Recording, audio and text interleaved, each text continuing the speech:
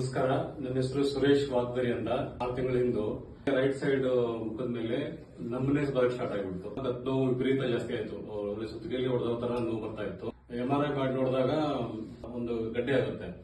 ಅದೊಂದು 4/3.5 ಸೆಂಟಿಮೀಟರ್ ಗಡ್ಡೆ ಆಗಿತ್ತು. ನ್ಯೂರೋ ಸರ್ಜನ್ಗೆ ತೋರಿಸಿದಾಗ ಬೇಗ 1 or 2 ವೀಕ್ಸ್ ಒಳಗಡೆ ನೀವು ಅದನ್ನ ಸರ್ಜರಿ ಮಾಡಬೇಕು. ಸರ್ಜರಿ ಆದ್ಮೇಲೆ ನಿಮಗೆ ಒಂದು 3 to 6 months ಬೆಡ್ ರೆಸ್ಟ್ ಆಗುತ್ತೆ.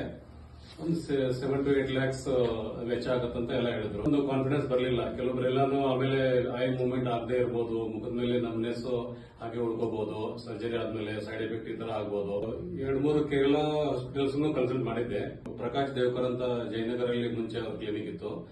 ಅವರೀಗ ರಾಜರಾಜೇಶ್ವರ ನಗರಲ್ಲಿ ಶಿಫ್ಟ್ ಆಗಿದ್ದಾರೆ. ಸರ್ಜರಿಗಿಂತ ಮುಂಚೆ ಬಂದು ಚೆಕ್ ಮಾಡೋಣ ಅಂತ ಅವ್ರು ಮೀಟ್ ಮಾಡಿದ್ವಿ. ಅವಾಗ ಅವರು ಇಲ್ಲಪ್ಪ ಇದನ್ನ ನಾನು ಸರಿ ಮಾಡ್ತೀನಿ, ಬೇಡ ಆಪರೇಷನ್ ಬೇಡ, ಸರ್ಜರಿ ಮಾಡಿದ್ರೆ ಇನ್ನೂ ತೊಂದರೆ ಆಗ್ಬೋದು. ನಾನು ಗಿಡಮೂಲಿಗೆ ಔಷಧಿ ಇದೆ, ನಮ್ದು ಸಿದ್ಧ ಔಷಧಿ ಎಲ್ಲ ಇದೆ ಇಲ್ಲಿ, ಇದನ್ನ ನಾನು ಕೊಡ್ತೀನಿ, ಎಲ್ಲ ಗುಣ ಮಾಡ್ತೀನಿ ಅಂತ ಭಯ ಪಡಬೇಡ ಅಂತ ಹೇಳಿ ಅಭಯ ಕೊಟ್ಟರು. 4 ತಿಂಗಳು ಮೆಡಿಸಿನ್ ಆಗಿದೆ, ಕೋರ್ಸ್ ಆಗಿದೆ ನಂದು. 15 days ಆದ್ಮೇಲೆ ನನಗೆ ಸ್ಲೋಲಿ ಮುಖದ ಮೇಲೆ ಮೂವ್ಮೆಂಟ್ ಬರಕ್ ಸ್ಟಾರ್ಟ್ ಆಗ್ಬಿಡ್ತು. ಆಮೇಲೆ ಕಣ್ಣಿಂದ ಇದು ಈ ತರ ಒಂಥರ ದೊಡ್ಡದಾಗಿ ಕಾಣ್ತಾ ಇತ್ತು, ಇಟ್ಕೊಂಡಂಗೆ ಕಾಣ್ತಾ ಇತ್ತು. ಅದೆಲ್ಲ ಸ್ಲೋಲಿ ಎಲ್ಲ ಇದಾಗಿ ಮಾತಾಡಕ್ಕೂ ಸ್ವಲ್ಪ ಚೆನ್ನಾಗಿ ಬರಕ್ ಸ್ಟಾರ್ಟ್ ಆಯ್ತು.